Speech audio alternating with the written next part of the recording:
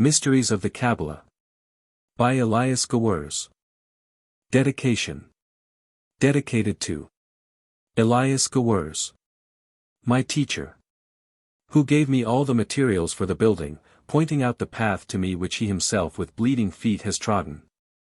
One of the 7. How do you find this book? Any thoughts about the book or the author? Any suggestion for improvement? Please take a moment to share your thoughts in a comment. If you like it, share it with your friends who might enjoy it as well. Subscribe to keep in touch. Visit CompleteAudiobooks.com for more quality content. Part 1. The Hieroglyphical Interpretation of the Hebrew Alphabet. This interpretation of the hieroglyphic meaning of the Hebrew letters is taken from a very rare and valuable manuscript in possession of Mr. Gewurz.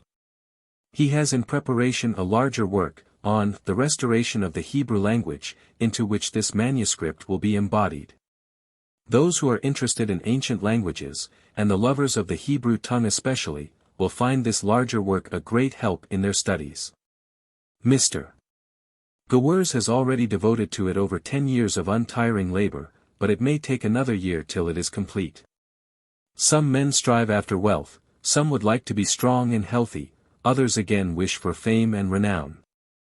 But the wise ones apply their hearts to knowledge, so that knowing, they may understand the purpose of their lives and work out their destiny before the night cometh.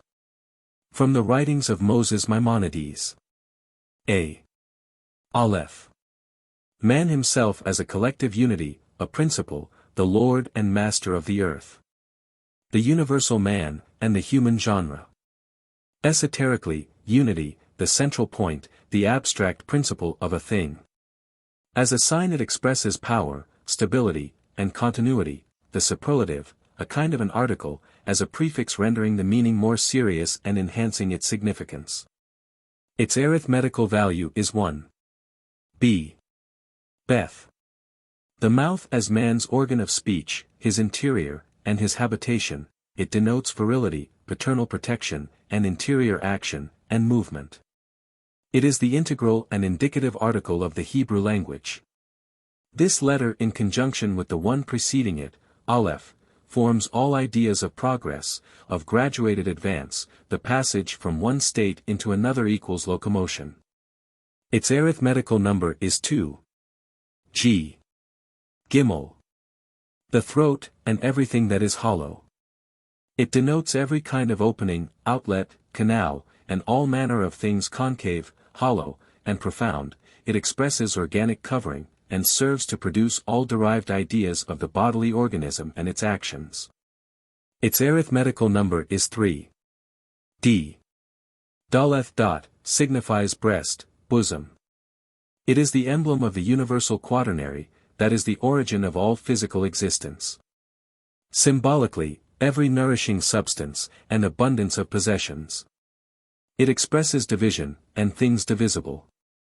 Chaldaic, an article of a very distinctive nature. Its arithmetical number is 4. H.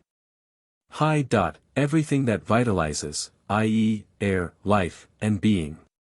It is the symbol of universal life, and represents the breath of man, the spirit, and the soul. Everything that vivifies.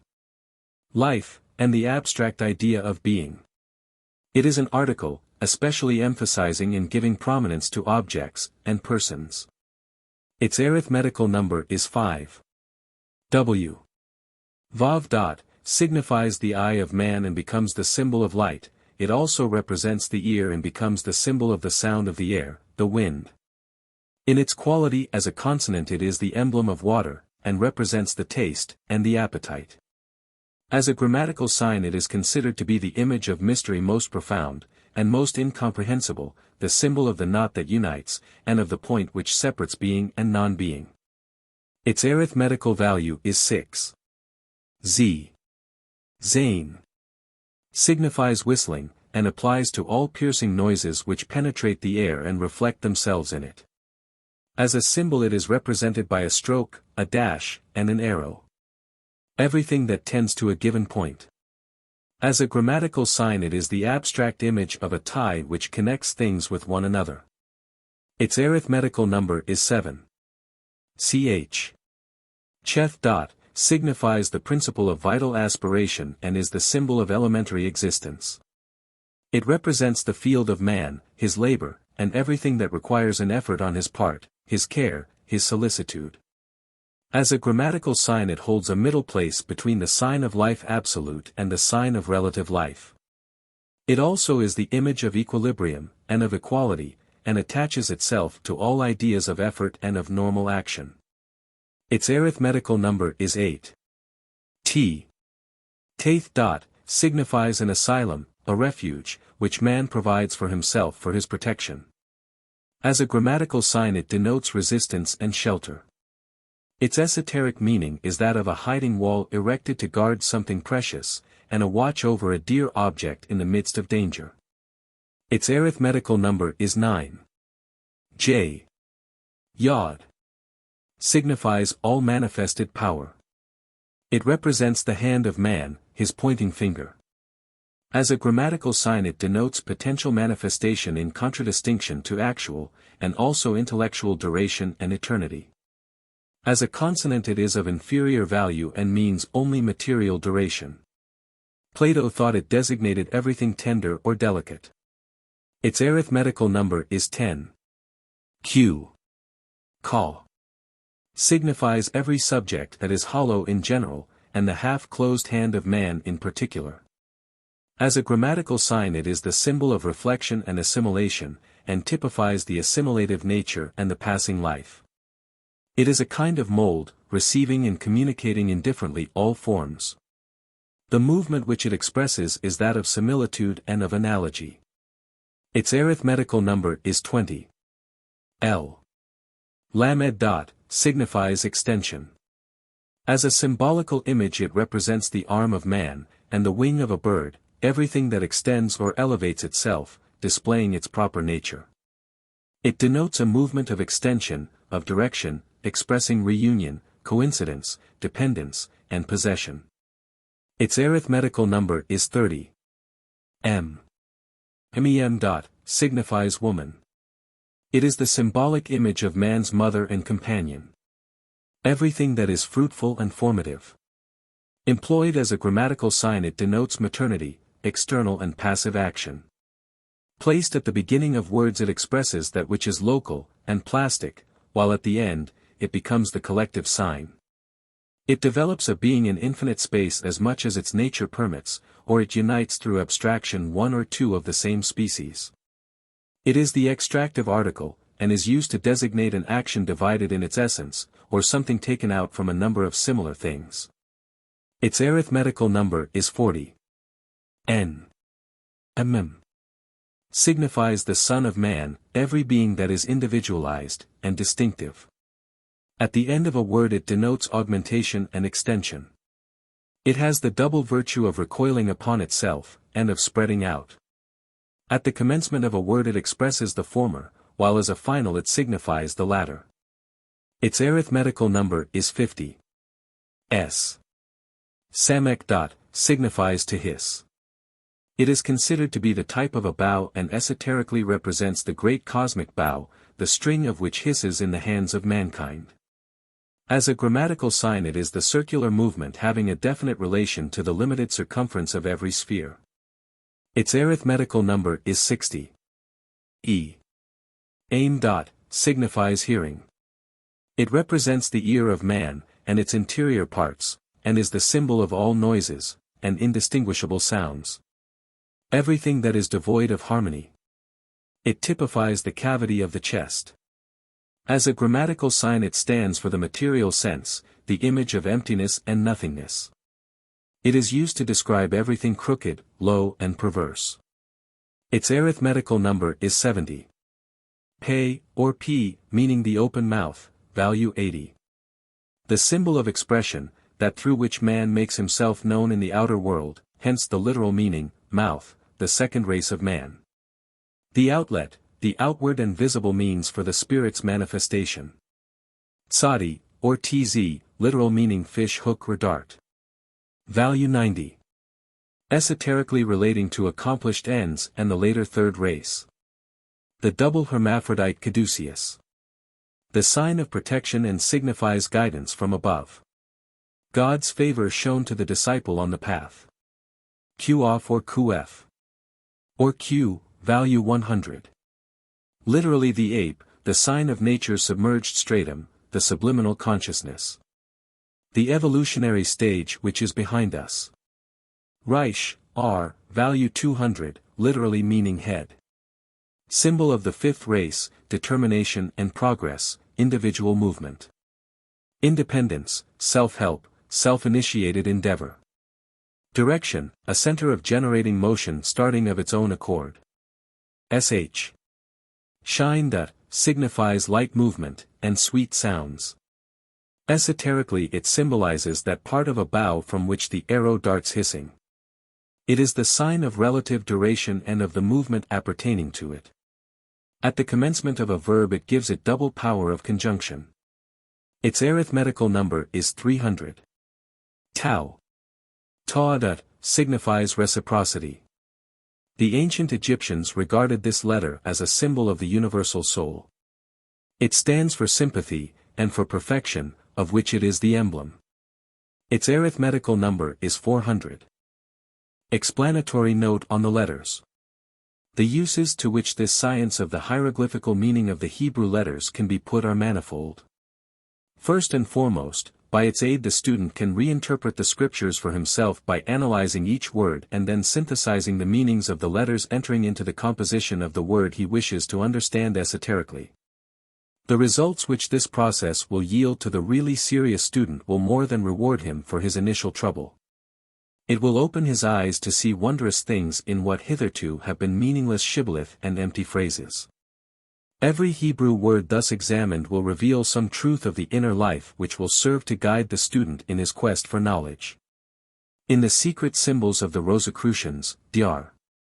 Franz Hartmann tells us that the great teachers enjoin upon their pupils never to express things quite openly and clearly because of the danger that the knowledge might be abused for unworthy ends. The methods of the sages was, and is, and ever will be, to give a hint and an outline or, as the Qabalists used to say, give him the head of the chapter. In accordance with this advice of the great ones we leave it to the serious students to find all the help they need out of the letters in their own meditation and study. The Qabalistic definition of the snake Nachash. The word according to the secret tradition designates the deep interior feeling binding an entity to its own individual existence, making it ardently desire to preserve and enlarge it. Nachash, the snake within man, is the radical egotism which causes an individual being to make of itself a center and to relate everything else to it. Moses defines this sentiment as the seducing passion of elementary nature and the secret spring with which the Creator has provided all animate things in nature. We know it by the name of natural instinct. Nachash is not to be understood as a separate being, but rather as a central movement given to matter, a hidden spring acting in the depths of things. The self-seeking elements within man, the blind passions common to us all in our early stages of evolution, are the offspring of this snake, Nachash. This word stands for an unreasoning self-centered instinct in all the Oriental languages. It means an internal ardor, a centralized fire, agitated by a violent movement and seeking to extend itself. The Chaldaic derives from it all ideas of fear, sorrow, anxiety and evil, and painful passions. In the Arabic, Syriac and Ethiopian it signifies a tormenting affliction. The lesson of Nachash. The snake. All love emotions are expansive, all emotions of hatred are restrictive. Hope and faith are of the nature of love and expand the soul, while fear and doubt and despair are of the nature of hate and contract our souls, making us feel uneasy and unhappy. The snake stands for contraction, for tightness and indrawing. While men fight and quarrel with one another, they always resemble more or less the old snake, each drawing to its side, anxious for self-preservation. Freedom from the snake's anguish can only be had by ceasing from the snake's ways, and learning to obey the law of love, the first dictate of which is self-sacrifice. The Brotherhood of the White Lodge. There is no death, there is no destruction, all is but change and transformation, first the caterpillar, then the chrysalis, then the beautiful butterfly. Likewise, first physical man, then the mighty mind, and at last a noble soul. In the days of old, when physical force was the chief arbiter between man and man, those that loved knowledge were compelled to abandon the affairs of this world and to retire to the forests and hills in order to pursue their studies. They could never maintain their position among fighting and cruel tyrants, and were obliged to live solitary lives, contenting themselves with a few morsels of bread to satisfy their hunger and plain water to quench their thirst. They slept on the bare earth, and from early morning till late at night they meditated and studied and prayed. These were the Nanis and Bhaktas of the past. Nowadays there are schools and colleges and societies and institutions where the ancient wisdom can be studied quite comfortably in easy chairs. With the use of electric light and central heating systems to keep us oblivious to the hardships of the outside world. In themselves these blessings of modern civilization are quite harmless, but in an indirect manner they do injure us. The pure consciousness of man is not enriched by study per se, and the increase of knowledge is not the highest aim of man, it is only if knowledge is made subservient to love that it fulfills its mission. Therefore when the acquisition of learning is made possible in the midst of comforts, and even luxury, the danger always exists of hardening the mind and making it miss the beautiful lessons of charity, forgiveness and forbearance. While those who are trained by hardships and have to learn their lessons on empty or half-filled stomachs are more accessible to the appeals of suffering and want. Consequently the deprivations which the poor students had to undergo in olden times taught them as much, if not more, as their books, whereas the well-off students of today are ever in peril of losing their souls while enlarging their minds. The Brotherhood of the White Lodge is a body of great men whose souls have been made perfect through suffering. They watch over humanity from their exalted planes on which their spiritual status enables them to live and pour down upon it knowledge and wisdom, and skill in the arts and crafts according as the world's karma permits them to do so. They are always affiliated to those organizations on earth whose members are single-minded, and true-hearted and genuinely desirous of the welfare of the race. Especially are they interested in the advancement of science, philosophy and religion, and all public bodies promoting these subjects are helped, without knowing whence the help cometh, by the Brotherhood of the White Lodge. For the last 3 decades there has been a steady and growing increase of knowledge in all departments of human activity. Inventions have multiplied, and discoveries of unsuspected laws of nature are being made on every hand. Philosophic and scientific thought has never been so abundant and so brilliant as it is today, but the receivers of the gifts know not the givers, and often frustrate the gracious purposes which were to be served by the bestowal of the gifts. The reason is not far to seek, it is to be found in the heart of man where is the spring of all actions.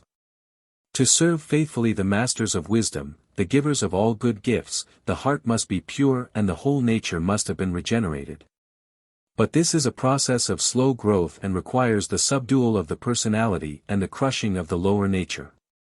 It is only those in whom personality has been suppressed who can be made perfect channels for the eternal truths. As long as the snake is alive, man can only be an inferior instrument of nature. When the old Adam dies and the snake has given up its ghost, then can man become a servant of the great lords and cooperate with them here on earth. Therefore it often happens that those that are to be honored by the King of Kings and Lord of Lords must first be slaves and servants and learn to obey before they are allowed to command. Thus in modern times disciples are thrown into all sorts of trials and sorrows. Poverty, disease, and friendlessness, they must know them all, until the last vestige of pride and aloofness has disappeared from their mental make-up.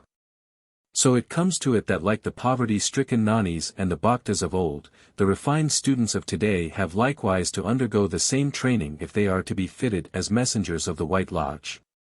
They must taste the bitterness of the cup unto the very dregs, and through their own sufferings learn to sympathize with those of others.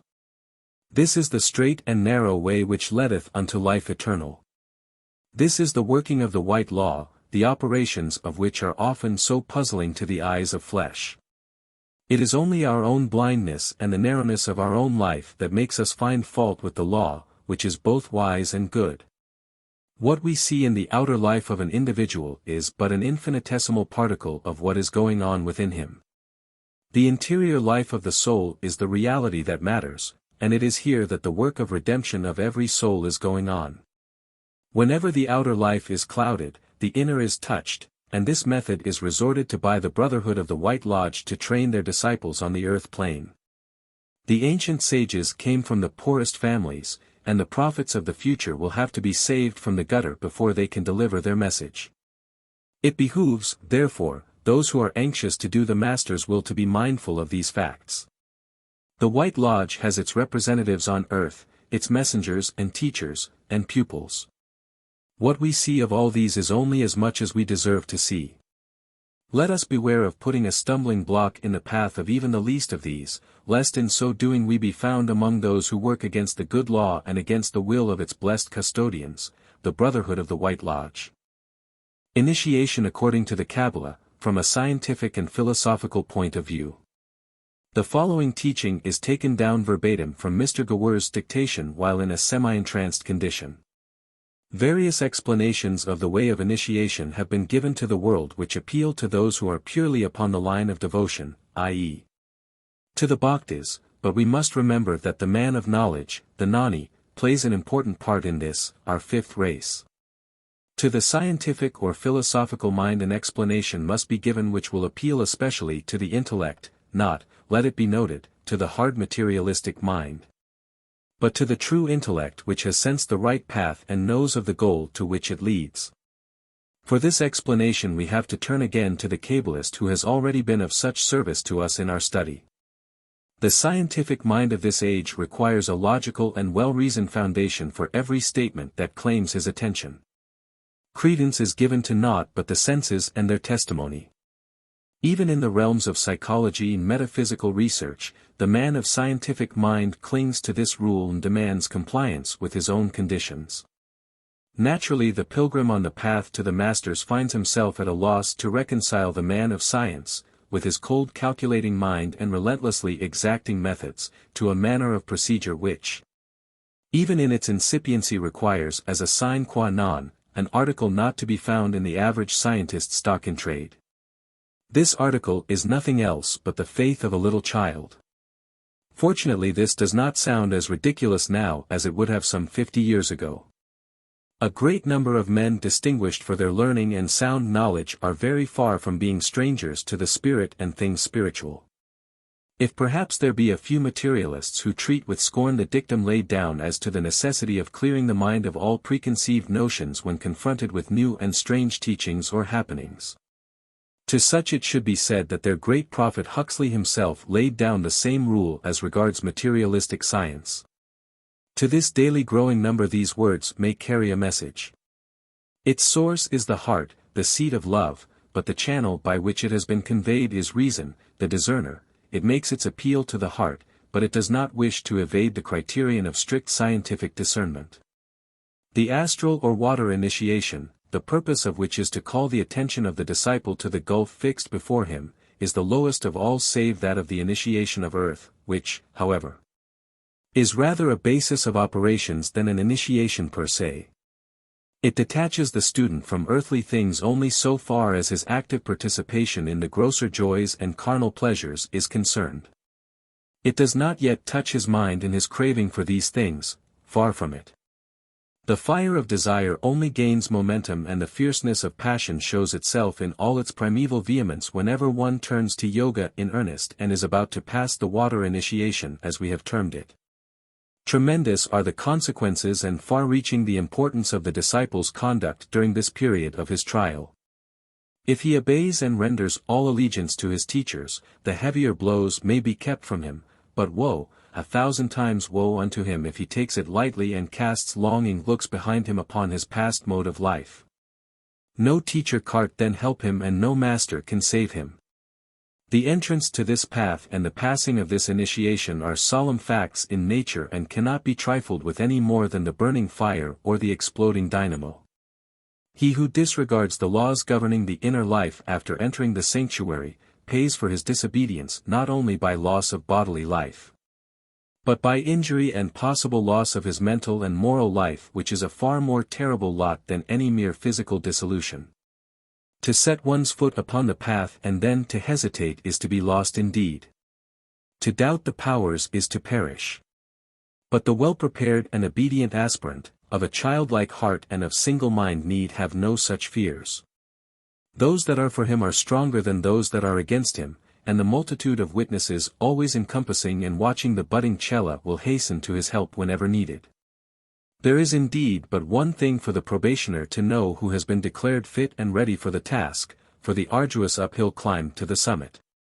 He has to realize the position in which he has placed himself, with one foot upon the base of the mountain and the other hanging over the abyss of avidya.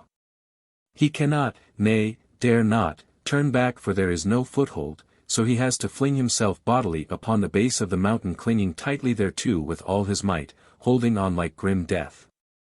This is his first trial, and yet it is the most important and reflects in a way the last one. For here Lie must exert his whole strength, for the victory gained thereby will carry him on to the summit if only I keep to the narrow way and follow the landmarks and signs left by those who in former times trod this same weary path. Guided by these realizations and firmly established in his faith, the path to the heights is now open to the pilgrim, and nothing can turn him away from the main road leading to the ultimate fruition of all his travail except his own wavering and inconstant nature. The lesson, therefore, which the astral or water initiation is to teach is nothing less and nothing more than purification on the one hand and faith on the other. Briefly, it is a process of detachment, resignation, and the cultivation of an implicit trust in what was hitherto only a tentative enterprise. Prior to the aspirant's entrance upon the astral plane and experiences, the body, the lower nature and mundane cares were his chief concern in life. Teachings and self-knowledge came in as a kind of pleasantry or hobby, good enough for recreation, but now these things that were first must become the last, and the last become the first. A line of demarcation, invisible to ordinary sight but none the less substantial and real, divides the astral from the mental, the water from the air, which is symbolized by the horizon.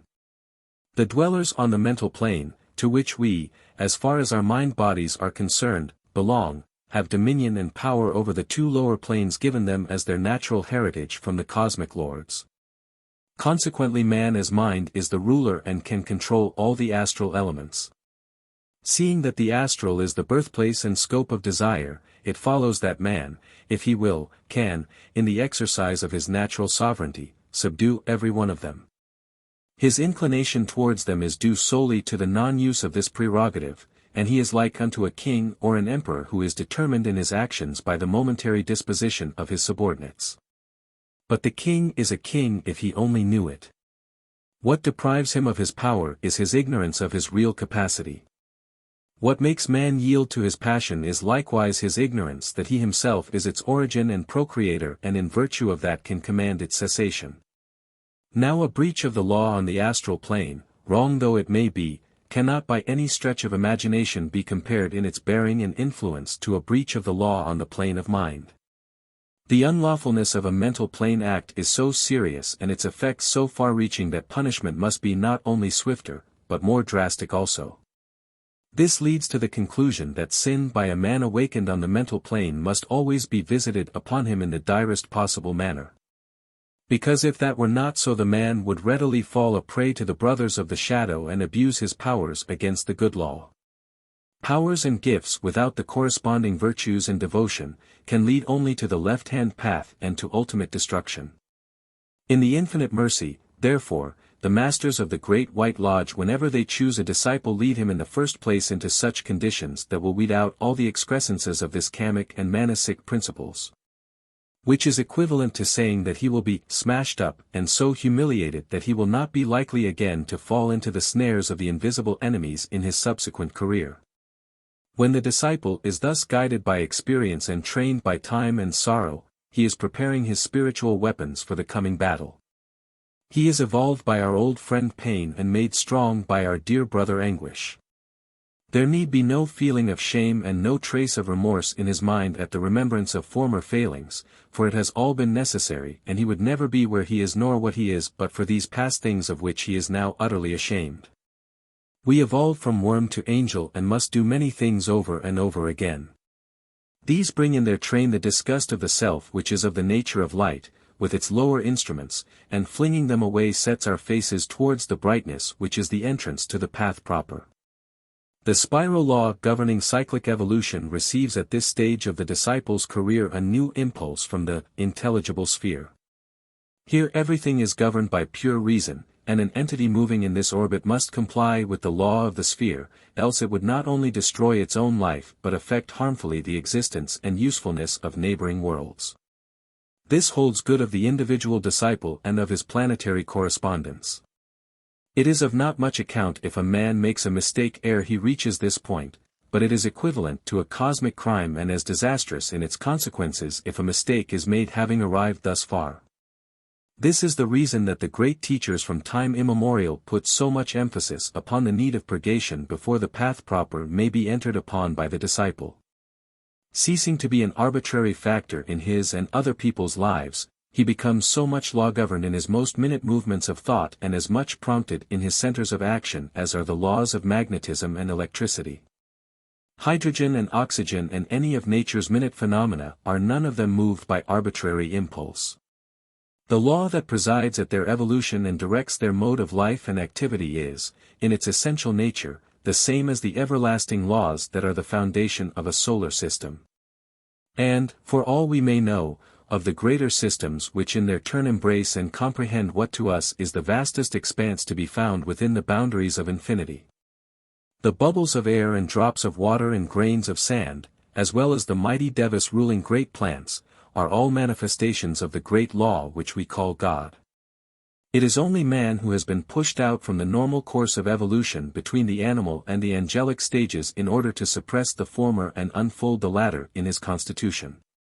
As soon as man acknowledges the light of the self as his true guide, and with undying love that neither rests nor hastes, works with the law, he attracts in virtue of his striving all the affinities corresponding to his own nature from the higher spheres, and on the fruitful foundation of these affinities he mounts upwards to the great fountain of eternal truth. He is helped by what we call invisible helpers, because the lenses of our mind are so focused as to consider the things and beings that are most real to be invisible.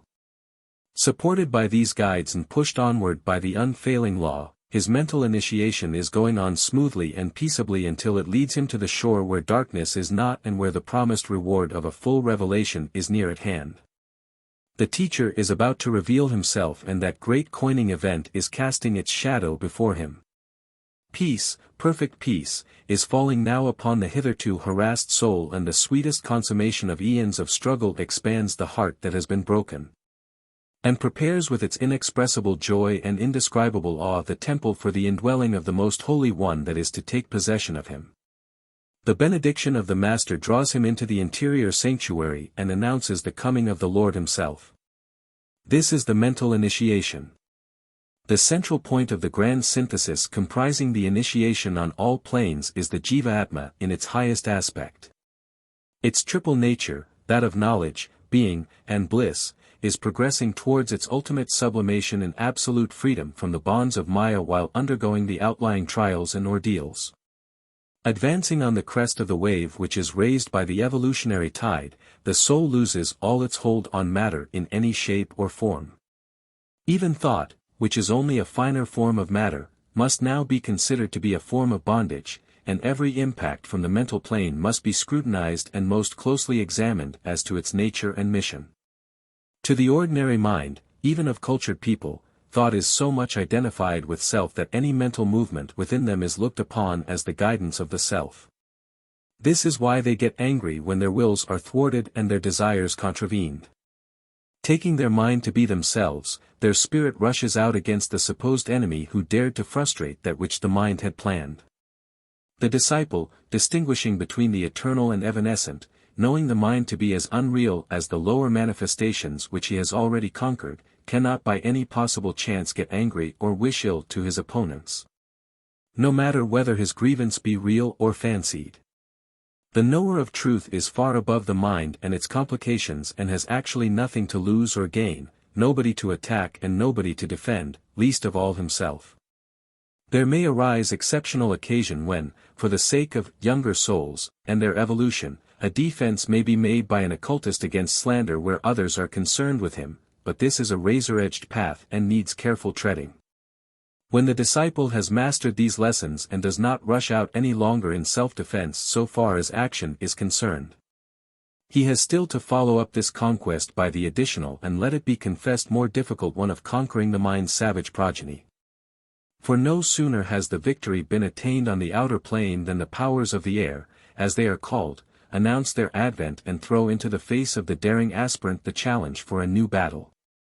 It is now that he must, in the language of the alchemists, put a fiery sentinel at the door of his mind, with a flaming sword in its hand, asking every newcomer, who goes there. This is the critical point, where it is finally decided if that part of the mind called antikarana, meaning, before the causal, shall be saved from the wreckage of the lower personality or share its fate.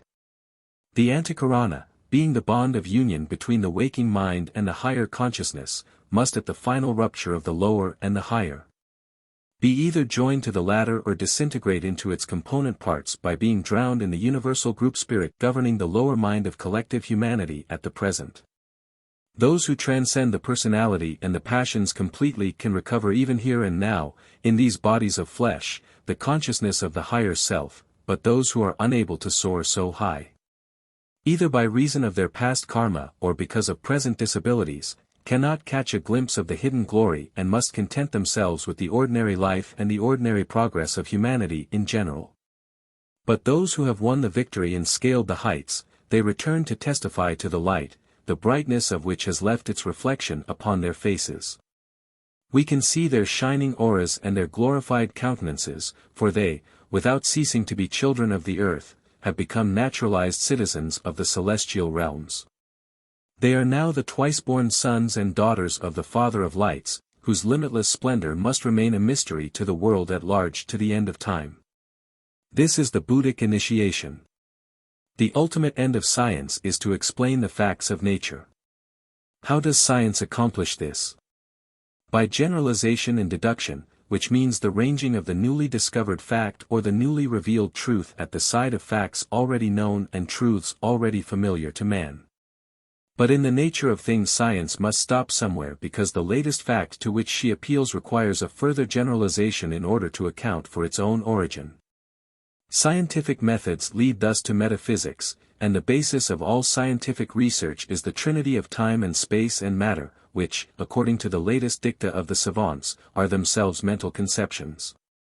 Now, seeing that these fundamental conceptions of time and space which form the warp and woof are essentially spiritual notions and beyond the material grasp of the unenlightened scientists who see nothing beyond the knife and scalpel, it naturally follows that the subject cognizing these must be above and independent of them. Prior to this stage, man can never think of anything except it is, was, or will be. Likewise can we never think of anything which does not occupy any space at all, or being devoid of all matter whatever. But the Atmic consciousness when fully awake in us needs no such support to substantiate the operation of its interior sight. It works on the formless plane, and its experiences are so far removed from our earthly ones that any terms we may use for their description must necessarily be as inadequate as are our minds in comparison to the fully enlightened divine soul. However, the imperfection of the instrument does not detract from the excellence of the master, and the insufficiency of temporary channels does not lessen the fullness of the eternal fountain. In like manner does the shortness of our sight and the narrowness of our horizon leave untouched the limitlessness of the divine wisdom and of the great ranges it provides for the exercise of its perfected children, among whom the soul at this stage of development takes her rightful place.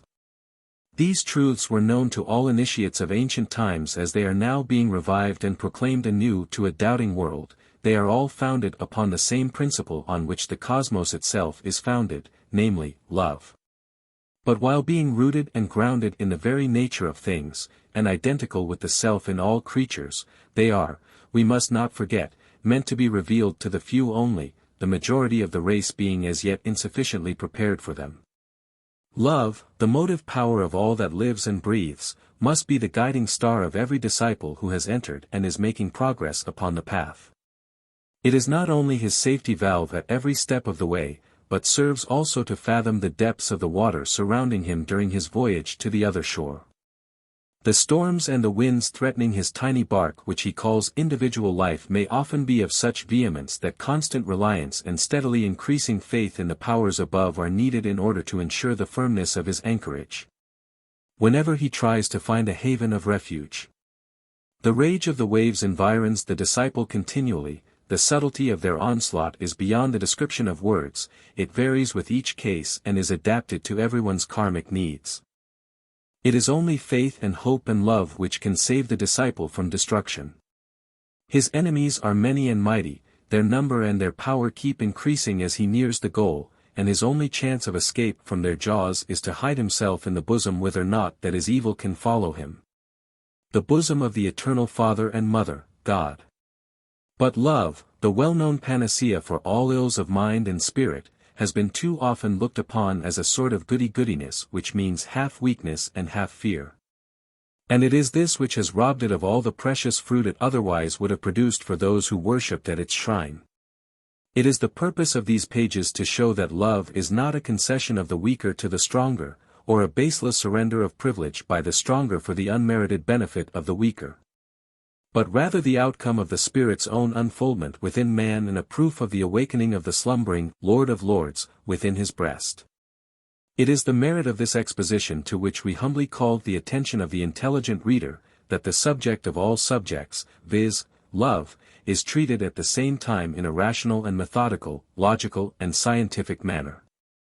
To the doubting world this may still be fancy and childish talk, but we can wait patiently until the doubters grow in knowledge and the gainsayers increase in insight. In the measure that wisdom is being justified of its children. In the course of time these truths will become common knowledge and be no more doubted or wondered at than is at present the beneficial influence of fresh air and its efficiency in the healing of bodily ills. The alchemists, who will forever remain our philosophers, friends and guides in these matters, knew long ago that the whole universe is one homogeneous whole and that we, being members of one another, serve our ends best by living for others.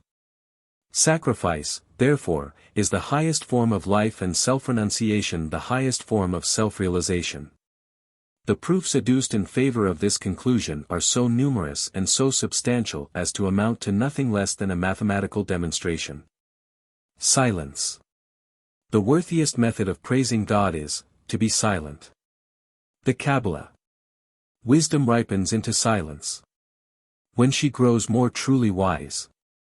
And she wears a mellow sadness in her heart and eyes. Wisdom ripens into silence. And the lesson she does teach is that life is more than language. And that thought is more than speech. Part 2. The Mysteries of the Qabalah. Chapter 1. The Qabalah. Motto. The children of light delight in the words of the wise, because they are light unto their feet and direct their paths. Why is a man ill? Asks the pupil. By reason of his disobedience to the light, says the rabbi. Ponder then on the words of the Holy Qabalah and let it heal all your infirmities. From an ancient commentary on Zohar. Before entering into a study of the Holy Scriptures which shall be more profitable than that which has been entered into by the sectarian dogmatists of the past, it is necessary to obtain a sure foundation upon which may be built a stately edifice worthy the attention of men who value truth and wisdom more than mere argument. To this end a knowledge of the methods used by the Qabalists of old to explain their sacred scriptures and mysteries is necessary, for it is this knowledge which will constitute the foundation of the edifice. It is essential that these methods be fully understood, for any new presentment of ancient truths must carry conviction with it, must, as it were, prove itself as it goes. And prove itself logically so that the student may pass step by step and stage by stage to a complete understanding of the mysteries. The Qabalah, playing as it does such an important part in the unveiling of the Scriptures, must be understood by those who wish to enter into the details and comprehend fully the methods used by the Qabalists. Hence the first and most important question to be answered is, what is the Qabalah? It is easy to give an explanation of the meaning of the word itself, for its root is qbl, which means, to receive, hence the Qabalah is the received doctrine, the esoteric side of the Scriptures, the doctrine of the heart.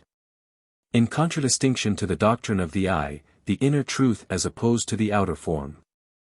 There is, however, no book of the Qabbalah, no manuscript called the Qabbalah, but many manuscripts and books have been written based upon Kabbalistic knowledge, and these different works are known collectively as the Qabbalah.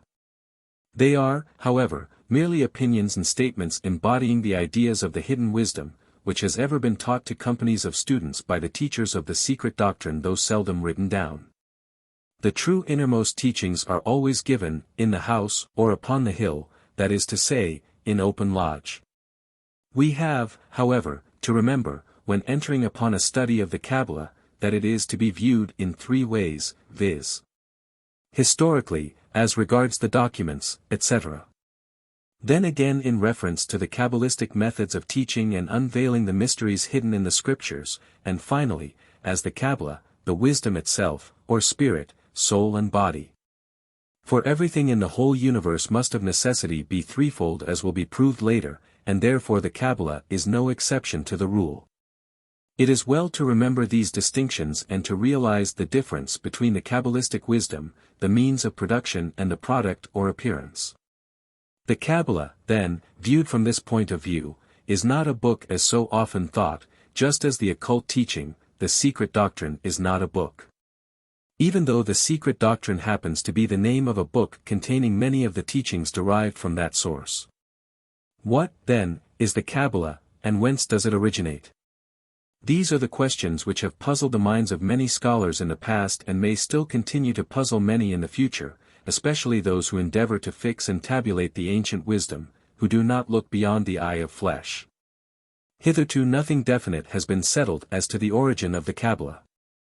As regards the documentary evidence, there are few historical data of an exact kind upon which the intellectual writers could fall back, hence many have been driven into the realm of surmise and opinion.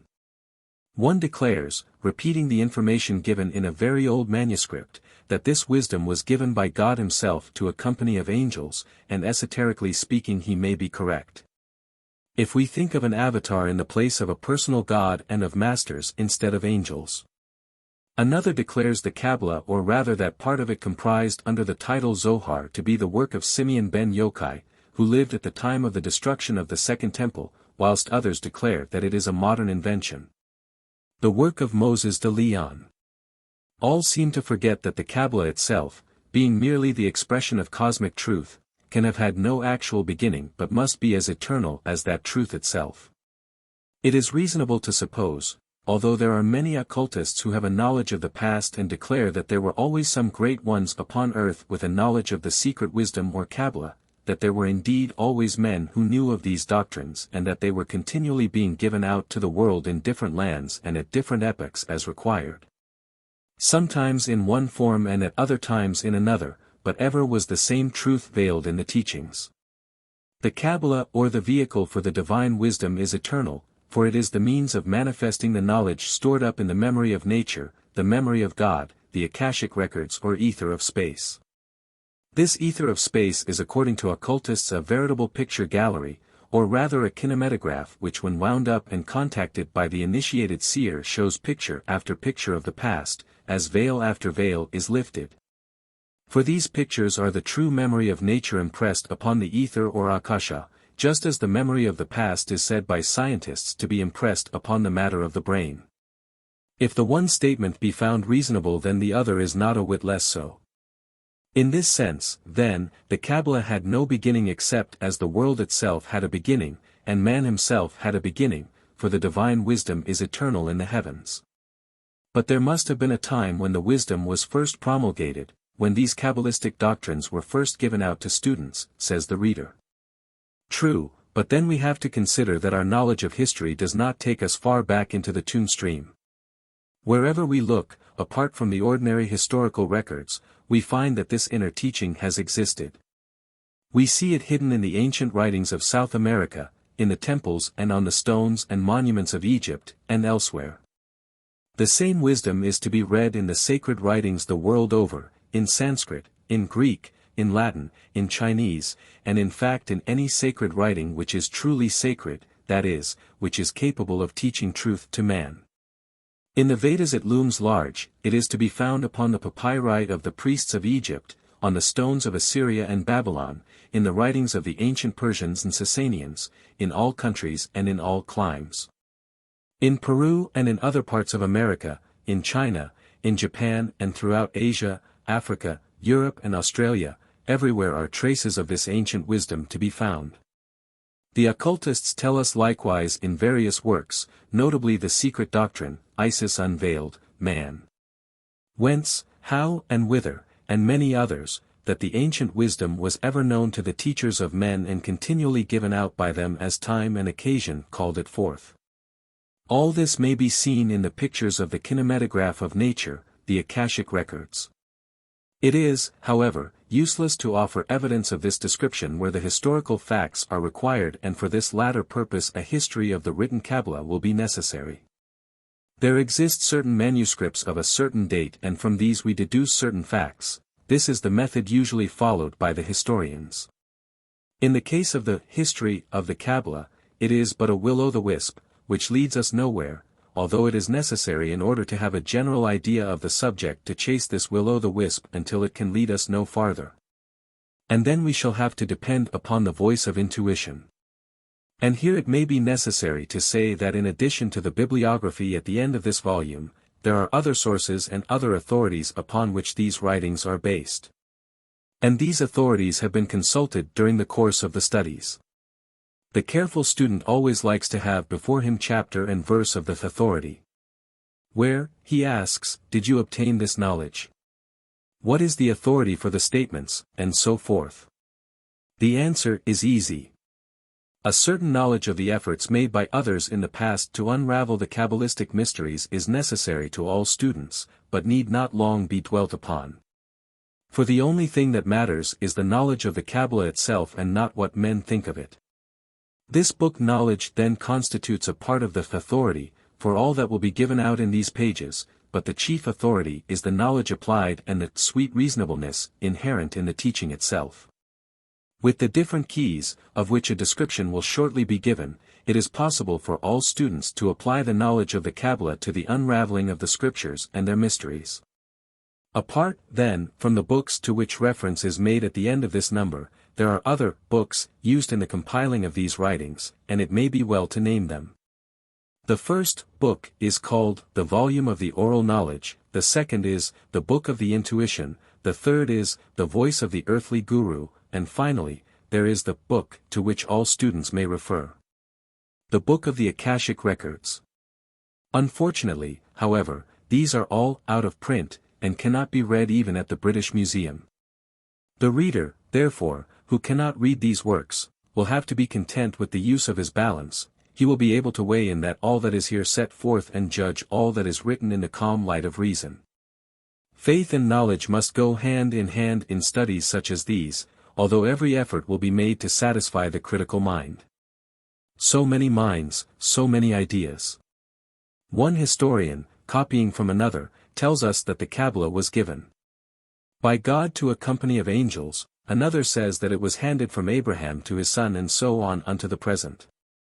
This latter, we may feel sure, is correct, though chapter and verse cannot be quoted to prove such a statement. A. E. Waite speaks of the book called Sefer Yetzirah, in which certain Kabbalistic doctrines are written as probably being the work of Rabbi Akiba, and as supposed to have been written down during the 2nd century.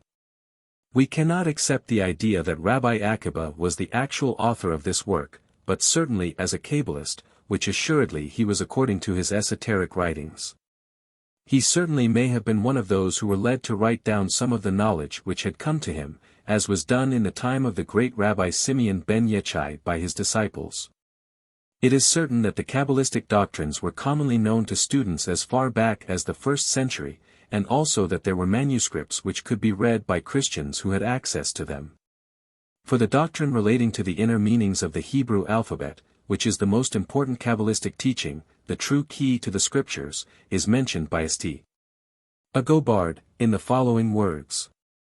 Further, they believe the letters of their alphabet to have existed from everlasting, and before the beginning of the world to have received diverse offices, in virtue of which they should preside over created things. This quotation is from a letter of Saint Agobard, and in mentioning it in his Doctrine and Literature of the Qabbalah, Waite does not seem to have noticed in passing by this evidence of the antiquity of the written Qabbalah, the fact that St. Agobard is himself quoting from the Book of the Zohar, or Splendor, in which it is stated that all the Hebrew letters were used by God to prepare for the creation of the world. To this fact we refer later on, when the letters themselves will be explained and their true significance be shown. It is sufficient to know from this quotation alone that the Kabbalistic works date back considerably before the 1st century, for here we have a writer quoting from them as from old established doctrines well known to all. The date can be placed even farther back by those who study the doctrines of the ancient Egyptians. And indeed it may be said in the opinion of many students that the Kabbalistic teachings are undoubtedly of Egyptian and Chaldaic origin as far as the Jews are concerned.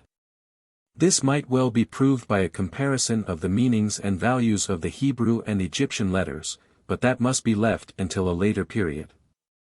The Book of the Zohar is said to have originated with Rabbi Simeon ben Yochai, but this is not accepted by the different scholars, who claim that the writer of the Sefer HaZohar was merely a very much more modern writer who lived some centuries after the Rabbi Simeon. This writer, Moses de Leon, who died in the year 1305, is said to have sold the book himself, calling it the work of Simeon ben Yochai. Some have called him harsh names for this so-called misstatement, but it is not so false as it would appear. It is beyond doubt that this same Moses de Leon was the compiler and writer of the Book of the Zohar as such, but he, according to the Book of Intuition, merely wrote down the ideas which certainly were given out by the Rabbi Simeon as a consecutive narrative or book and issued it as the work of the Rabbi Simeon ben Yochai which, strictly speaking, it was, although Moses de Leon was the compiler.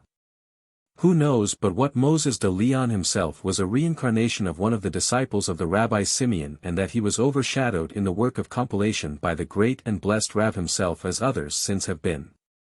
But this by the way, such evidence not being fitting for the eyes and ears of scholars. The Book of the Zohar is said by its compiler to have been discovered in a cavern where it had lain many years, and it is not an unlikely tale, although scoffed at by modern critics. It is quite reasonable to suppose that Moses de Leon did find some old manuscripts written by the disciples of the Rabbi Simeon in the 2nd century. And that he edited them and rearranged their teachings and added some of his own wisdom of which we may be sure he had an abundance.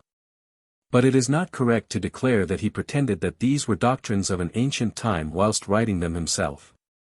The mention of Saint Agobard and his writings by A.E. Waite is truly strange, for he, although rejecting the idea that the work called the Zohar was a forgery of Moses de Leon, and being inclined to believe that the doctrines treated of therein were far older than time of writing, does not notice that Saint Agobard himself, who lived between the year 779 and 840, makes clear reference to the very same doctrines of which Moses de Leon is accused of being the forger. The quotation of Saint Agobard is taken from the Book of the Zohar or, rather, from the teachings included in that work, as all may see on referring thereto. Hitherto there has been no writer or scholar who has noticed this striking refutation of the attack upon Moses de Leon which is remarkable, to say the least of it. For here is ample proof that the doctrines in question are far older even than the time of Rabbi Moses de Leon who is in some quarters believed to have been their author. Saint Agobard then makes references to doctrines which have been said by some to have been invented in the 13th century, though Lai himself lived in the 1st century. Dar.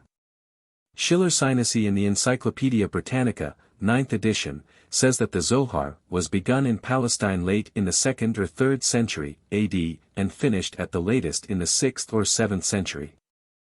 It is impossible that it should have been composed after that time and before the Renaissance, as both language and contents show. This does not, however, dispose of the fact that the Qabbalah itself is of infinitely greater antiquity even though some of its doctrines may have been written down in the 2nd century. To search for the author of the Qabbalah as scholars have done for so long, is in fact a vain attempt, for it would be just as wise to search for the origin of religion itself. As H.P. Blavatsky says in her Theosophical Glossary, no two writers are agreed upon the origin of the Qabbalah, the Zohar, Sefer Yetzirah. Some show them as coming from the biblical patriarchs, Abraham and even Seth, others from Egypt, others again from Chaldea. The system is certainly very old, but like all the rest of the systems, whether religious or philosophical, the Qabbalah is derived directly from the primeval secret doctrine of the East. 1. Whatever its source, its substratum is at any rate identical with that of all the other ancient systems, from the Book of the Dead, down to the later Gnostics.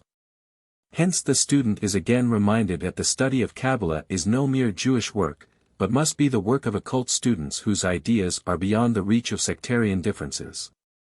Although they may be working within a sect or born into the environment of a special religion, for the occult student is not bound by forms even whilst he follows the ceremonies and ritual of his forefathers. Indeed, it is wise that he should follow them, from an occult point of view. For those who are interested in dates and descriptions, it will be helpful to refer to the works mentioned at the end of this volume, but it is not essential to the study of the true doctrine. Let it suffice to quote one of the best and most intuitive men who has ever translated the Kabbalistic writings, before passing from this section of our study. Isaac Meyer, in his erudite and intuitive work called Qabalah, page 170, says that the Gnostics, and others, the so-called heretical sects, copied from the Qabbalah, which is not perfectly correct. For it would be better to say that the Gnostics were acquainted with the secret wisdom which is Qabbalah, but this is of no moment. He goes on to state, we may find many of the Hebrew Kabbalistic ideas in the Aryan writings, in the Vedas, especially in their Upanishads, in the Bhagavad Gita, the Tantras, etc. Among the Chinese, in the Yiqing, the writings attributed to Lao Tzu, and other secret philosophical books.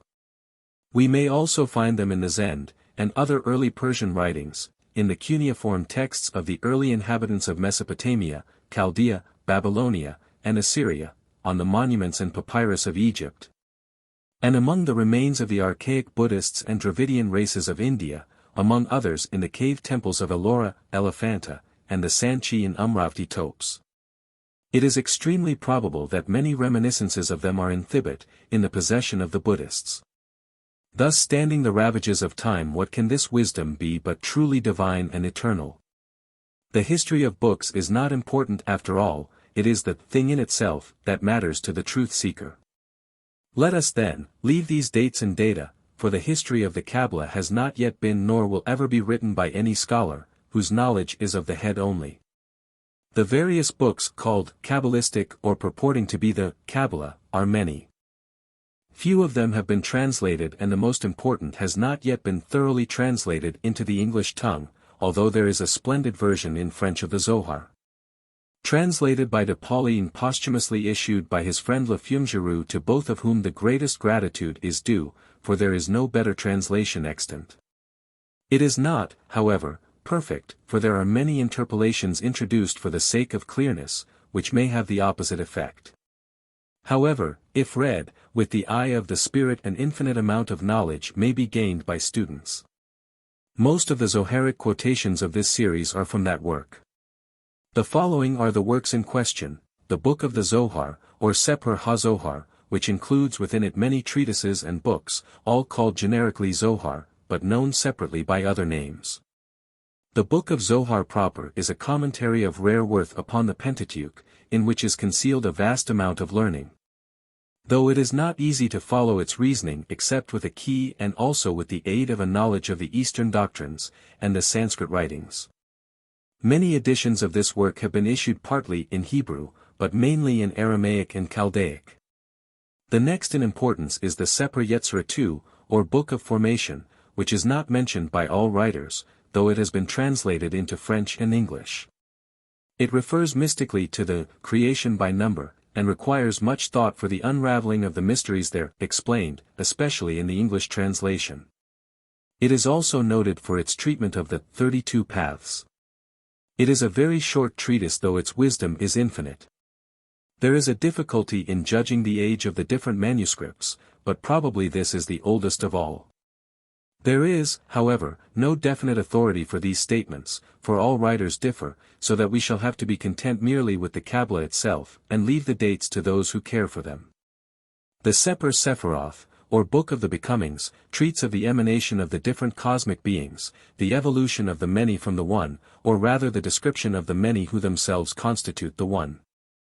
This is the book from which most of the intellectual writers cull their riddles when they speak of the 10 Sephiroth, but seldom give any explanation of the true meaning of these emanations, which is left to theosophical writers who have given out the same doctrines in simple language. Those students who are interested in this subject and wish to know the details of these emanations are referred to the Qabalah Unveiled, by S. L. McGregor Mathers. The introduction to that work is the best that has been written within the last 50 years, and deserves the greatest attention on the part of the student. The next in order of merit being a work written in English by Isaac Meyer called Qabalah and privately published by him in 1888 at Philadelphia, there being but 350 copies issued. In some respects this latter work is of greater importance than the previous one, as it covers such a vast field, and moreover it is only the introduction of Mathers which is important, for the text itself. The translations of parts of the collected works called Zohar, leaves much to be desired.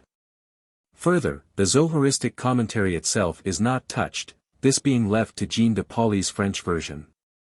Finally we have the Aish Metzraf, that is, the fire which purified, but this work is deeply mystical and little understood except by alchemists, containing secrets of alchemy which were known to the Jews of old.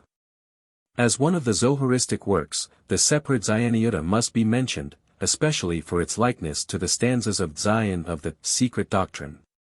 This treats of what is called the concealed mystery, the doctrine of the balance, an Egyptian survival, probably taken from the Egyptians together with the other jewels of which the Israelites are said to have spoiled them. There are also other minor works of importance, but these are generally bound up with the Zohar. These treat of various matters, the emanations of the deity, or creation, the doctrine of reincarnation, or Gilgul, that is, revolutions of the soul, and also the doctrine of karma, or as it is called in Hebrew, judgments or mishpotim.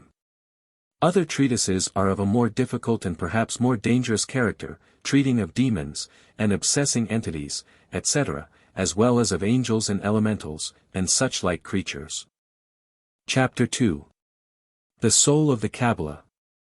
In the previous chapter the Qabbalah has been considered from the historical point of view, the written Qabbalah being referred to throughout. This may be called the body, the physical embodiment of the ancient wisdom, which is the true Spiritus, the Ruach Elohim. For the better understanding of the doctrines, however, a link is required, a soul which shall connect us with the spirit behind the writings, and this soul we may think of as formed by the different methods called Qabalistic. The methods of unveiling the writings and enigmatical conversations of the rabbis. There are various modes of interpretation used for the purposes of unraveling the mysteries of the scriptures, some of which are of an extraordinary nature. But it will be found difficult to put them aside as fanciful until after due trial and strict examination. The different methods are as follows. 1. The key to the scriptures, the meaning of the Hebrew letters themselves in addition to their meaning collectively, i.e., as words. Each letter has many meanings according to the plane of manifestation, from the human fetus and its surroundings to the cosmic fetus and its surroundings. These meanings will be explained at length in a later part of this work. It is sufficient to say, for the present, that they constitute a veritable mine of great wisdom and are collectively the true key to the scriptures. 2. Each of the Hebrew letters besides the meaning spoken of above, has in common with the letters of many other languages, notably the Greek, a numerical value. These values are often written down in place of the letters of a word which they represent, and this constitutes the numerical value of that word. From this method wonderful teachings can be derived, given the aid of one who has had some experience in these Kabbalistic studies. It is called Gematria or Gematria, said to be a synonym for the Greek word grammatia, Isaac Meyer, which means literally, the amounting to. Words of similar values being used to explain the deep truths hidden in the combinations of letters called words. Thus the word Bashim, in the name of God, which is written Bshm or 340, has the same value as the word Mqrb, which means, to draw near, and also is equivalent to the word Btsrim, meaning, fortified. 3. The third method is called Tamura, which means, to change, and is called by Christian Kabbalists, permutation.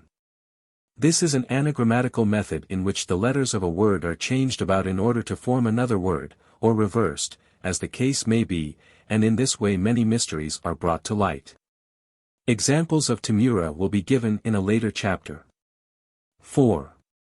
Notaricon is a method by which the initials of words are taken to form other words, the most notable and the simplest example being that of the Chachma Nestra, which means the hidden wisdom.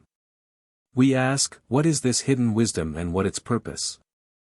The answer is shown us by the teacher who points to its initial letters, viz. Cheth and Nun, and these two letters form the words Nch and Chn, the former referring to rest, or pralaya, and the latter to grace, both being symbols showing the result of a study of the hidden wisdom or Chachma Nestra. The latter being supposed to bring grace and lead to rest and to the ultimate perfection of man. In a sense this is the human condition of pralaya, the condition of heaven upon earth. The meaning of notaricon is simply quick writing, or shorthand. 5. Finally there are the 4 ways, i.e. the 4 ways of interpreting the sacred scriptures, of which it will be well to have a clear idea before proceeding to examples of the methods already spoken of. There is no special authority for all these statements, but they are well known and accepted by Qabalistic students, having been handed down from father to son throughout the ages. Further they can be read in very many different works too numerous to mention, although each writer gives an explanation of a different kind according to his predilections. Qabalistic teachers seem to be acquainted with all these methods. And that which is not taught by one may be learned from another, and moreover the methods which we are now to consider will lead to a greater insight of the scriptures without the aid of any teacher except the intuition. The 4 ways of reading the sacred scriptures according to Qabbalists, as mentioned in the book of the Zohar are: first Pusht, or Shat, the plain or simple literal rendering, the superficial knowledge which he who runs may read. The second method is called RMZ or Ramaz, literally, a hint, and is intended for students who are developing intellect and who do not care to be taught by those who see no other than the literal meaning of the scriptures. The third, DRSH or Darash, is the inferential method of reading, in which the eye of intuition, the eye of the spirit, is opened and the man soars far above the lower mind, far beyond the intellect. The intuition being something beyond the intellectual reasoning of the brain consciousness, as is well known to all occult students, though it should not be thought that either is to be dispensed with by those who seek a true balance. Finally there is the fourth and most important method, called SUD or Sod, literally, secret. This method is taught by initiates to their beloved disciples only, and they are careful to whom they divulge the deepest mysteries, knowing that those who hunt what the gods hide have trouble for their pay. The 4 ways of reading the sacred scriptures correspond to the 4 initiations of life, the lessons which man has to learn whilst passing through the experiences of the physical, emotional, mental and higher planes. These experiences have to be gained chiefly whilst in the dense physical body. The man who has mastered all these 4 ways, who has passed the initiations of earth, water, air and fire, rises above them and becomes a pure one, Tahar. Now it is curious to note the same teaching in the Sanskrit, for in that wonderful language the word Tahar or Arhat means a perfected one, or Mahatma, a master in Israel. A master is one who has passed these 4 initiations, but this does not mean merely that he has learned to read the sacred scriptures which are written upon paper, in these 4 ways, for there are indeed other scriptures. The scriptures formed in the hearts of men as well as in the mind of God. Those who would be perfect have to learn to read these sacred scriptures, in the 4 ways, have to learn to view life in the 4 manners corresponding to Shat, Ramaz, Darash and Sud. This then is the goal set before us, this is the law, be perfect, even as the Father in heaven is perfect. By conquering all the worlds, by experiencing all things, by reading the sacred books, whether in the hearts of men, or whether in the records of man or nature, we rise above the necessity for earthly lessons and become free from our bonds. Perfect masters of the arts and crafts. Thus viewing life, the Qabbalist attains to paradise, which secret is hidden in the 4 words, Shat, Ramaz, Darash and Sud, the initials of which yield PRDS, viz., paradise. What is paradise? Is it a beautiful Garden of Eden, a materialistic heaven, such as is dreamed of by so many? Not at all, paradise or nirvana is a state of consciousness, a condition, in which man becomes all that is, in which he feels himself to be at one with all that is. In which he is at one with God and man and henceforth has no further lessons to learn upon earth, for he has attained the goal set before humanity. He may then pass on to higher realms and enter a new order of beings, or he may remain to help in the great work on earth, that is to uplift and benefit his younger brothers. During this time of helping, that condition which is symbolized by paradise is always with him. All this is hidden in the words Shat, Ramaz, Darash and Sud, as has been said, for as the man progresses through the different experiences of life and passes the initiations represented by these 4 words, the 4 ways, he extracts from each the essence and adds it to his store of experience. This then is the secret of the 4 ways. Using these methods in addition to those already mentioned, we are here attempting to unravel some of the mysteries of the scriptures, but before continuing it will be well to have some examples of the methods already mentioned, Gematria, Temura, etc. To this is devoted a separate chapter. Chapter 3. Examples of Permutation and Numerical Valuation. In ancient times the world was not so overburdened with literature as in the unfortunate present, when millions of books which all treat of the same unimportant matters, things which come and go, mere illusions of the moment, are produced in such numbers. In those days man depended more upon the oral teachings and when ready received his due from a teacher to whom he was led often seemingly by chance. The method of teaching followed was generally the Qabalistic one of using the sacred scrolls, upon which were written glyphs and symbols. And upon this foundation building up a solid structure of knowledge which there is nothing in the modern world to excel. The teachings related to the macrocosmos, the large world or the universe, and to the microcosmos, the reflection of that larger world, called man. From the teachings hidden in these glyphs and symbols a universal science may be obtained, as is agreed by all who have studied these things, notably by H.P.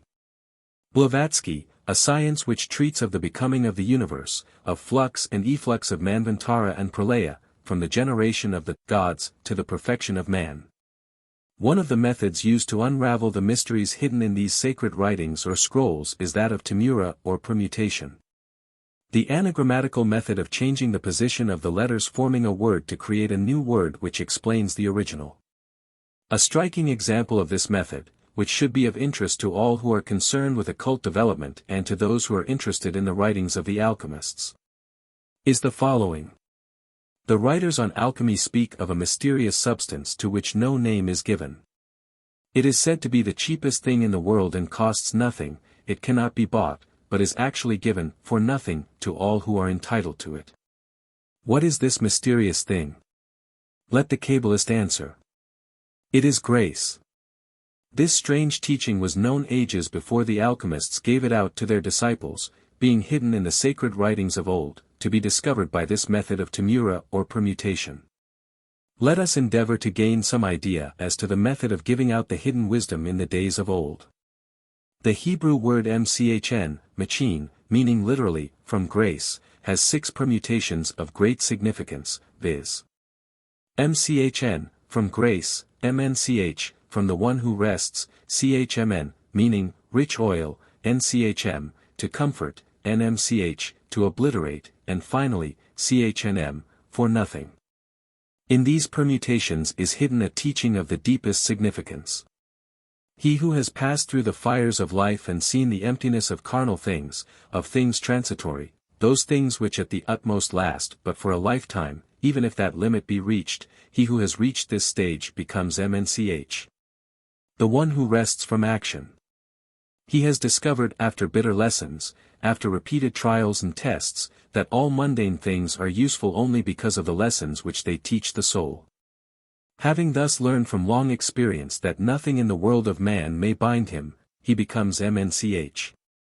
He goes out into the world a disciple doing the work of his master, doing his master's will, seeking to bring anew to earth the mighty truths so long hidden from a materialistic world.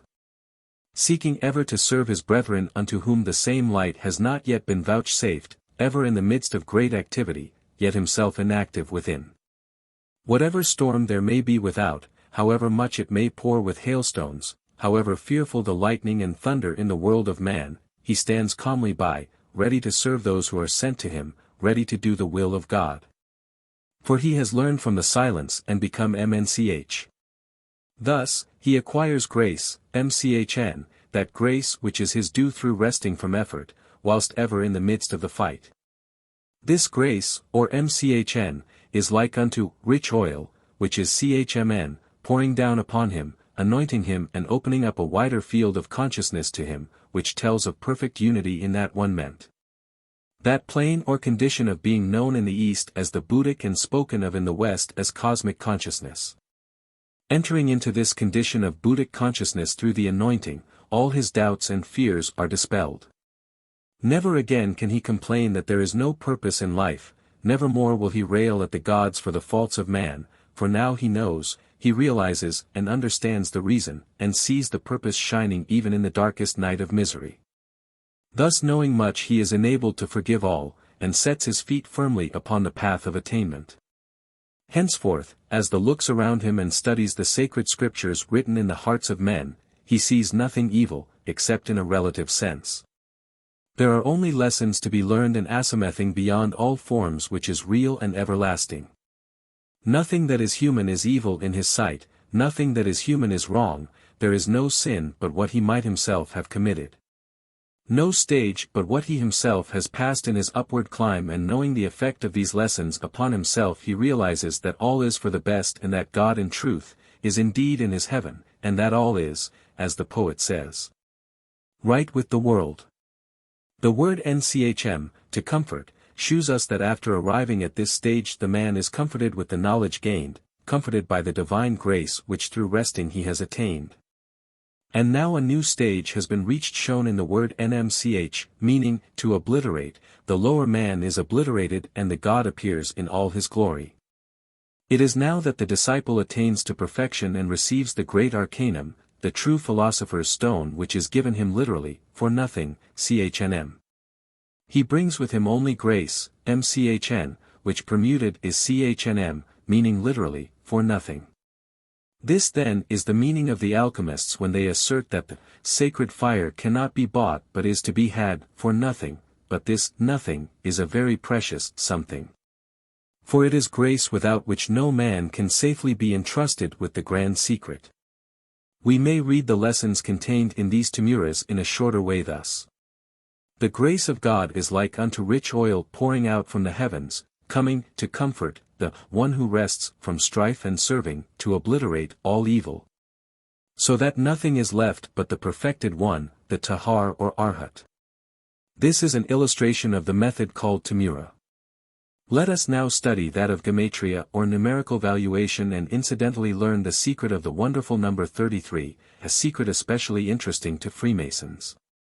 The struggler, the disciple, it is well known, has to be thrown down into the pit, into the depths of matter, to learn the lessons which only can be learned through bitter experience. In the midst of his trials, when for a time the light is shut out from him, he cries aloud, "Woe is me, my pain is greater than I can bear." This pain is felt only by the lower man who is being crushed, and the teacher reminds the disciple of this and instructs him by means of the perfect number 33. The value of the Hebrew word kabi, which means, my pain, is exactly 33, the number well known to occultists and Freemasons. Why is this called the perfect number? How many Freemasons can answer? Few indeed of those who specialize in the fourth degree, the banqueting degree, in any case, can throw even a faint glimmer of light upon the subject. Oh! That we might be permitted to pour the Chachma Nestora into the empty Masonic vessels and purify the craft of its defilements. Idle with feet of clay. Let us leave the proud holders of this degree in the hands of the Earth Spirit, who will awaken them all in good time. Kabi then, which means, my pain, is numerically 33 and contains a teaching well worth of study. When the teacher hears this cry and recognizes the man as an aspirant, when the disciple thinks that his pain is too great to be borne, then is help vouchsafed him. He is instructed to center himself in God, to rise from the pit into which he has been thrown. The word Baal, which means, in God, has the same numerical value, 33, as Kabi, my pain. We see that the symbol of the higher self, A, is centered in this word, pointing out to the disciples the goal to which he must attain. When this centering has been effected, the disciple is told that now he will have to meet his real self and become one with his Father, the Master within. In God, says the teacher, shalt thou find thy Father, through pain and by the destruction of pain shalt thou rise from the pit. The word pain, as we have seen it, is numerically 33. From this we get the word Baal in God, also 33. In God the Father is to be found, by union the Self is to be known, as we see by changing the letters to those of the same numerical value, viz., Abikh, literally thy Father, 33. These lessons learned, the disciple rises from the pit and having become one with God returns to the mount from whence he came and receives the law as all true initiates have to do. Then it is said that he will live forever. These teachings are also found in studying the perfect number 33, for not only does it refer to the pain of the disciple, the Father, the centering of the self in God, but it shows us that the man returns to the heights after these struggles and really begins to live in the eternal. The word GL means mountain and has the numerical value of 33, whilst YCHIH has the same value and means he will live, in the eternal. Thus in this number 33 is hidden the secret which tells how the risen one escapes forever from the connection which he has been forced to make with Asmodeus and enters into that state in which goodness and light are predominating characteristics. Anything the treader of the path possesses of these qualities is owing to individual advancement, but the popular or uninstructed world is not yet out of the hands of Asmodeus nor likely to be for ages to come. From all these teachings we should learn infinite patience and tolerance with our less progressed brothers, remembering the jewels from the Hall of Wisdom as set down in light on the path. The literature of the Qabbalah throughout the ages. Complete list. Appendix. A short history of the Qabbalah as shown in its bibliography. Date BC. From earliest times this oral knowledge was prevalent amongst the Jews and others. It can be traced back into the night of time, on the monuments and in the sacred scrolls and hieroglyphs of all nations. AD 100 to 200. It is generally accepted by Qabalists that the various doctrines found in the Sefer Yetzirah or Book of Becoming, Formation, in the Book of Splendor, Zohar, and in the Bahir, were written down during this period by certain students after discussion with a teacher, probably the Rabbi Shimeon ben Yochai. From this time onward many mizas were copied and circulated throughout Europe, being, however, carefully guarded by esotericists. 1070. Little is known of any actual Kabbalistic writings during the period between the 1st and 10th centuries, although there are many mizas now in the Vatican which treat of the doctrines. These are quoted by Bartolacci in his Bibliotheca Magna Rabbinica, Volume 4. There was, moreover, a floating body of esoteric wisdom known to students as Secrets and Mysteries, see First's Bibliotheca Judaica, during this epoch, for references to which see the works of Ibn Jebral, Isaac Meyer's Qabalah. 1100 to 1400 AD. The great outstanding work of this period was the inspired effort of Rabbi Moses de Leon, who either collected together the different manuscripts of the disciples of Rabbi Shimeon and edited and arranged them in book form as a complete work, the Sefer HaZohar, or was impressed from higher spheres, inspired, to give forth certain knowledge he had acquired through oral teaching and in dreams, etc. That intuitional knowledge which comes ever to the true disciple. Very many other Kabbalistic works were written during this period, though few are actually called Qabbalah, this name being as it were an afterthought of the scholars and of comparatively modern invention. A name was required to cover the whole ground, to include all these mysteries and superstitions, as Kircher calls them, and hence this name Qabbalah was used, meaning the received doctrine. It is said by the editor of the complete Zohar which Jean de Pauli translated, that the word Qabbalah was first used by Rabbi Aaron Ashkenazi, but otherwise the Kabbalistic doctrines were simply known as Secrets and Mysteries. 1150 to 1190. Maimonides' works produced, chief amongst them being the More Nebuchim, of which there is a modern English translation by Friedlander, called The Guide to the Perplexed. 1190-. Isaac the Blind. The supposed writer of the Sefer HaBahir, a work containing similar doctrines to those of the Zohar and Yetzirah. Treats of reincarnation, karma, the Trinity and emanations, etc. 1190 to 1270, Nachmanides different commentaries produced. Many Kabbalistic work ascribed to him and printed in later centuries. Sha'ar Emunah. On prayers, the Decalogue, etc. Henish Seper Yetzirah, Mantua, 1562, Imp. Bayuar Lusefer Harim and Eden Gon Elohim, etc. 1200. Commentary on the Ten Sephiroth, by Azriel ben Menahem, edited by N. Goldberg, 1850, Berlin. Seper Hamiluim, 1719, Mantua, Nachmanides. 1270. Midrash Dar, Shimeon ben Yochai by Moses de Leon. This is the famous Zohar already mentioned. It was written in Aramaic, and has been many times translated in different languages. 1270-1350-. Pas Kilkut by Recanati, 1538, Bologna. He wrote also many Kabbalistic commentaries, endeavoring to support the views of Kabbalistic fellow students. 1310. Ars Magna, by Raymond Lully. 1370-1430, Commentary on the Seper Yetzirah by Moses Botero, Mantua, 1562, Zalkiev, 1745, Grodno, 1806. 1455, Works of Johann Reuchlin, De Arte Kabbalistica, etc. 1460-1500. Commentary called Ziyoni, by Menahem ben Meir, or Zioni, printed at Cremona, 1559. 1463, Writings of Pico de Mirandola. 1487-1535, De Occulta Philosophia, many editions, a Kabbalistic writing by H. Cornelius Agrippa. 1490. De Harmonia Mundi, by Francesco Zori. 1493, Theophrastus Paracelsus, Works. 1519, Alpha Beta, of Rabbi Akiba, various editions. 1533-72, various works of Isaac de Luria, said to be the founder of the modern Kabbalah, Jewish Encyclopedia. Many of his writings printed from 1595 to 1839. A list of same may be seen in Jewish Encyclopedia, Art. Luria.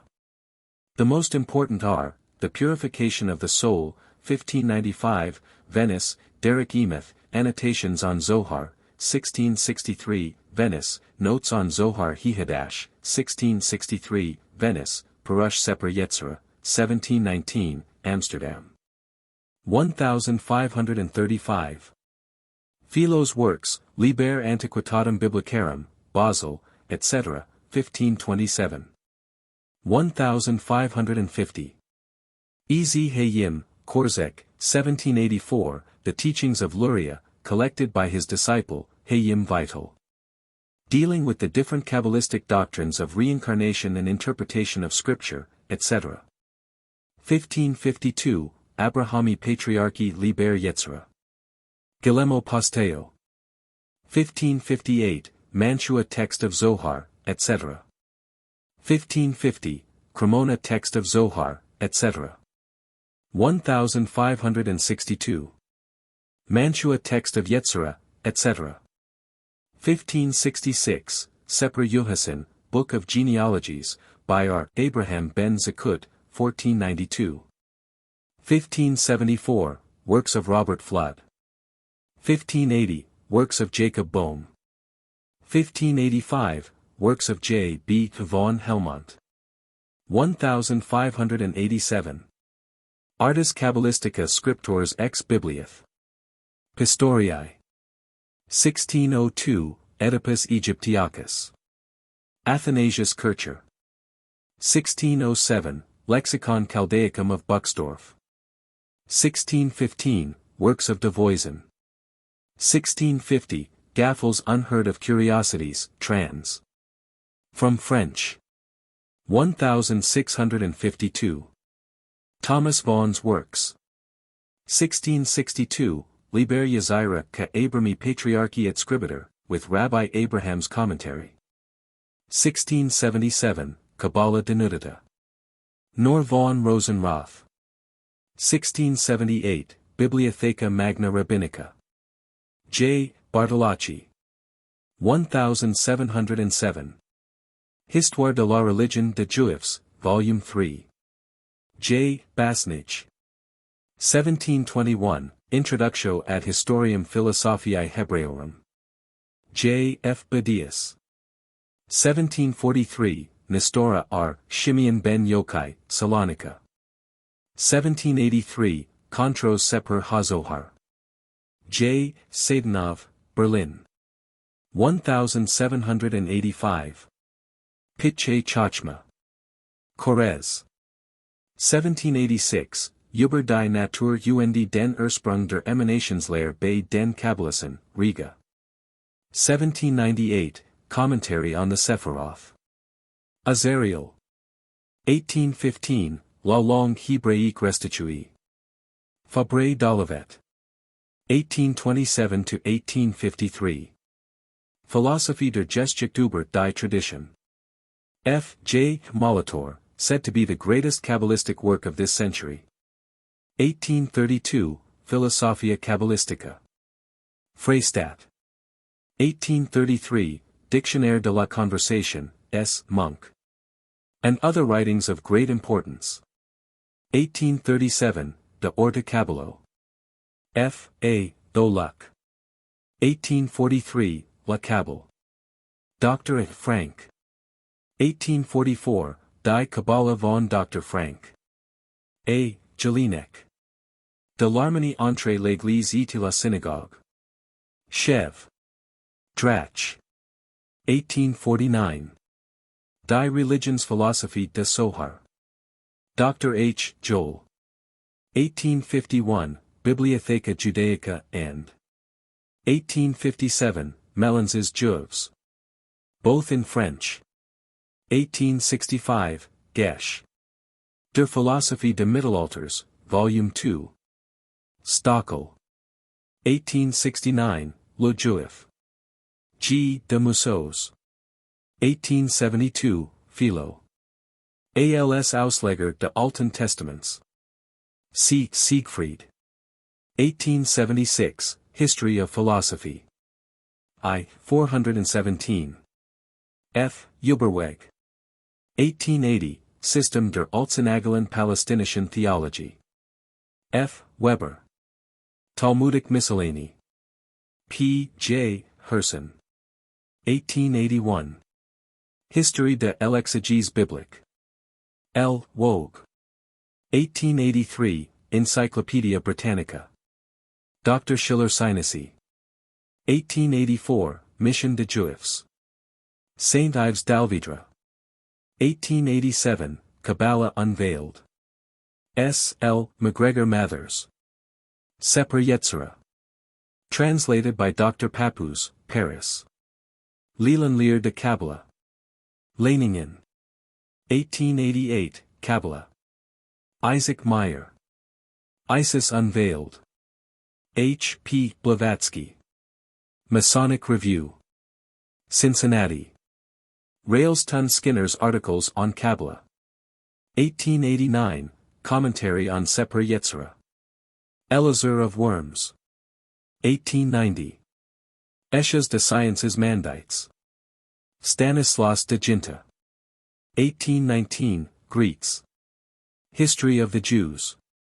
English ed., Useless to the Mystic. 1893, The Secret Doctrine. H. P. Blavatsky. Seper Yetzirah, trans. Win Westcott. 1894, Le Livre de Splendeurs. Eliphaz Levi. 1896, History of the Jews. Edersheim, 3rd edition. Book of the Secrets of Enoch, trans. Charles. 1898, Trait élémentaire de science occulte, 5th edition. 1901, Histoire de la littérature juive. Ch. 5. Études sur les origines du Zohar. Carpi. 1902, Philosophy, Qabalah und Vedanta. Flugel. 1903, Jewish Encyclopedia. Art. Qabalah. Ginsberg, an article of rare worth. 1906, Seper HaZahor, 6 volumes, Jean de Pauli.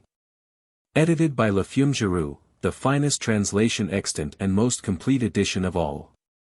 1909, La Clef du Zohar. Albert Journet. 1910, Introduction to the Kabbalah. Wynne Westcott, from page 31 onwards. Those that give us food nourish our mortal body only, those that entertain and instruct us in things of this world enchant our lower minds alone, but those who awaken the eternal spark within us, to them love and devotion are ever due. From the Zohar.